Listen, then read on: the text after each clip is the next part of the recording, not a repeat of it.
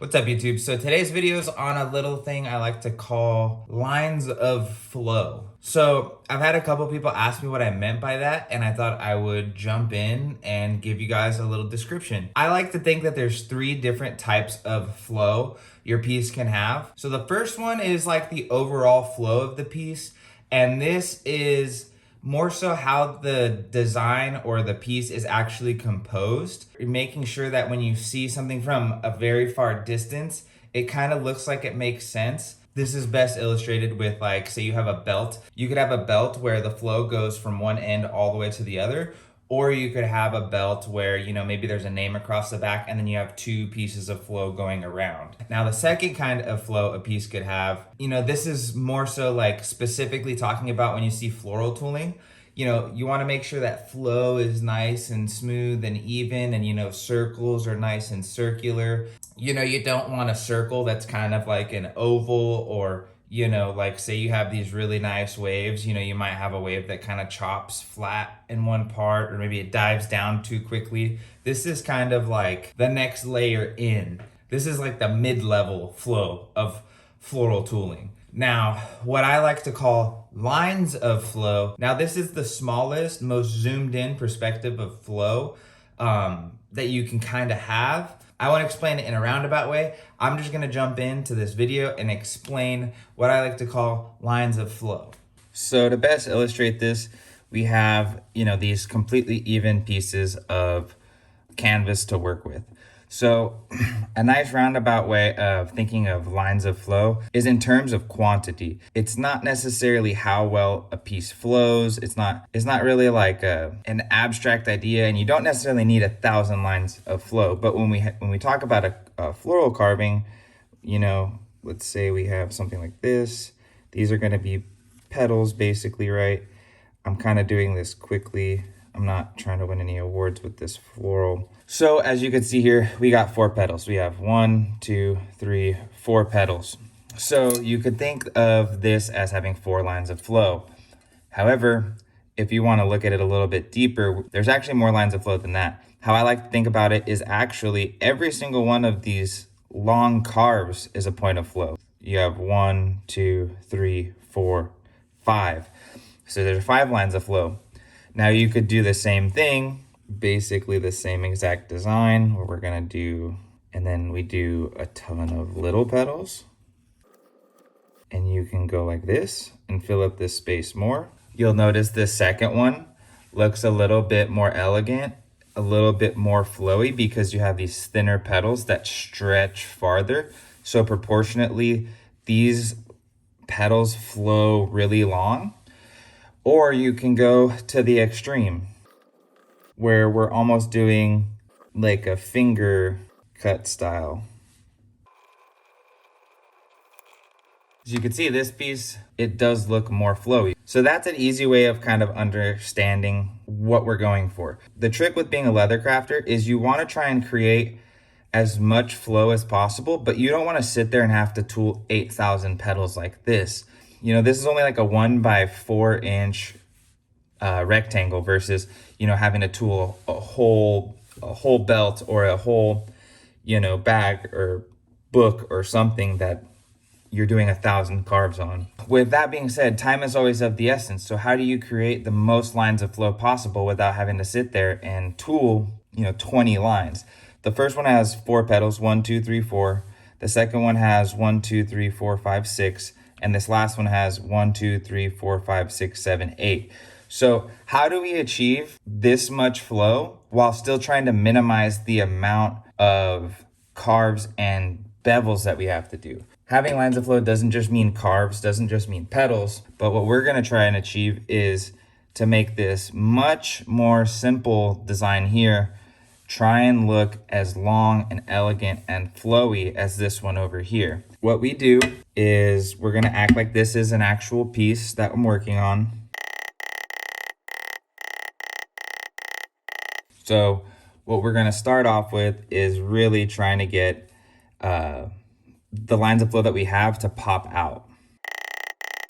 What you can do to help accentuate some of your lines of flow is to carry some of the bevels down past where your carves end.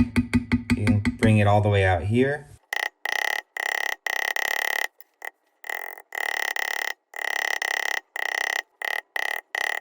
So as you can see, even just giving this one some really quick bevels and just giving it a little bit of love with tooling really makes it seem longer. Like, doesn't somehow this one seem like it has more points of flow? And that's because when we start adding in all these textures, you see obviously the carbs, so right, the carbs like we talked about. So you have these carbs, but when you add in that beveler, you actually add in this second line of flow that comes in right here. You add in these other lines because the beveler, when you hit a beveler on just a plain line like you have here,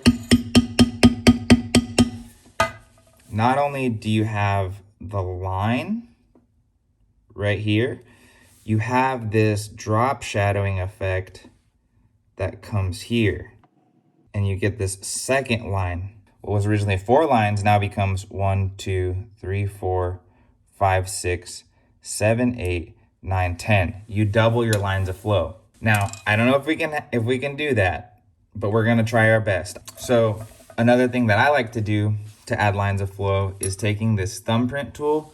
They're called thumbprints or pear shaders.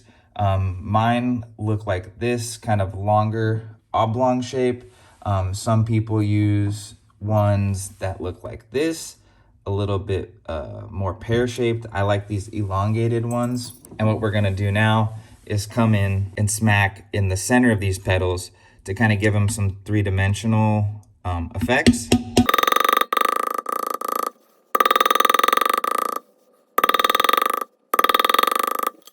And there we go. See how it's filling out? See how this looks a little bit more full and a little bit more flowy than this one? I mean, this is very rudimentary, 4 petals. There's so not that much going on, but it's starting to fill in. It's starting to look like this one now. So how do we keep adding these textures to then make it look like this? Is we keep adding in lines of flow. So remember that lesson, this was 5 lines of flow in the beginning. Then it became 10 once we added those bevels. Now we added these guys. Now if you look at this petal, it's 1 carve here, 1 carve here, this bevel line, and now this pear shader through the center, which is giving us 1 line straight down the middle. And it's also giving us these kind of 2 little triangular shaped pieces right here. So what was just originally this center petal, which was just the 1, 2 lines of the carves. So we have the 2 carves still, the 2 bevels, so that's 4, this line here, which is 5, this line, which is 6, and now we have 7 going down the center. We've added 5 lines of flow simply by beveling both sides and running this pear shader down the center. Now, there's not 1.5 million ways to add lines of flow, but those are just some of the ways. And then what you can also do is come back with some decorative cuts, and now look, you can watch me literally adding. There's a line of flow there. There's a line of flow there. There's a little one. Here's a longer one. Here's one here. Here's one here. Here's one here. So now you have all these lines of flow, which really before, remember how short and stubby these petals looked? Now I'm not saying they look super long and elegant, but they did look a lot shorter and stubbier. I could have even brought this one down here and just really tried to exaggerate these guys. But look at how, from where this started with how short and stubby these petals were, look at how long and elegant and flowy it looks. It almost looks as long and elegant and as flowy as that. It's really strange. We're basically trying to create an optical illusion and give ourselves more details than there actually is. I would argue that this one right here looks longer and flowier and more elegant with literally 50% less petals. This one has 4 petals, this one has 6 petals. So, but I think this level of flow is kind of what we all aspire to achieve with these long, beautiful lines. So how do we achieve this without having to sit here and take 90 days to tool something this detailed? We add lines of flow. So I'm gonna do a time lapse real quick and we're gonna blast this one. And this one is definitely gonna look better than this one by the time I'm done with it. So just stay tuned and check it out.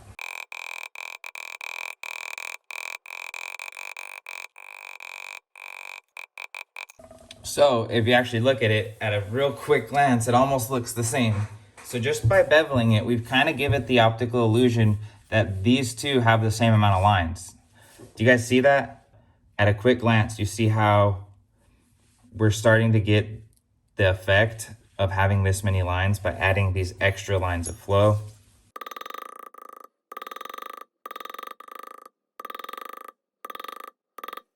All right, so this isn't my cleanest tooling, so please bear with me. I'm kind of stretched out far. My arms are all the way extended with this camera, like between my face and my hands. So you can see what I'm saying. This one looks more filled in than this one. And that's because we added all these pieces of tooling, all these different lines of flow we got going.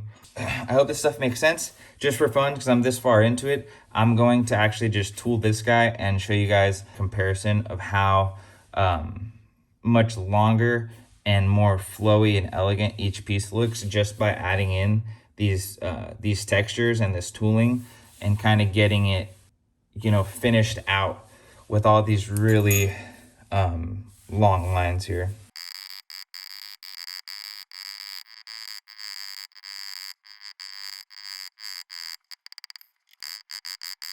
Now that all of them are tooled, you know, it's pretty obvious that this one is the most filled out. But that middle ground where we're like, what's going on? There's some optical illusion stuff happening. That is exactly what I'm trying to demonstrate right here. We all wish we could sit there and tool, you know, these packed to the gills, mega detailed pieces with 1.5 million petals and all compete to be the best person in the world. However, not everybody has the customer base for that. You know, not every customer has the budget to do that. So that's just a little tip of basically getting as much out of the tooling that I do have. You know, the customers where budget isn't necessarily an option, I'm gonna add in more petals where I can. But if I have a customer who's trying to save costs but wants something fully tooled, we can kind of go with an option that's a little bit more simplified, make the petals larger, but still try and milk out every bit of length and flow we can by adding in as many lines of flow as possible. So I hope that was a good representation. Maybe I could do another video about the other two different types of flow. Let me know what you guys think. Kind of talking more concepts than actual how-tos. I definitely like this kind of philosophical type stuff when it comes to doing craftsmanship over like, here's how you hold a knife. This type of stuff is what really interests me. So I'm gonna cut to the outro. Hope you guys learned something. Do you guys have good lines of flow? Do you think I have good lines of flow? How many lines of flow do you aim for? Do Giga Chads have a ton of line of flow, or do Giga Chads just have a little bit of lines of flow and they just run with it? These are the questions that I've made this YouTube channel to try and discover about the leather crafting world. Leave a like, comment, subscribe, tell your friends. I appreciate you watching. Catch you in the next one. Bye.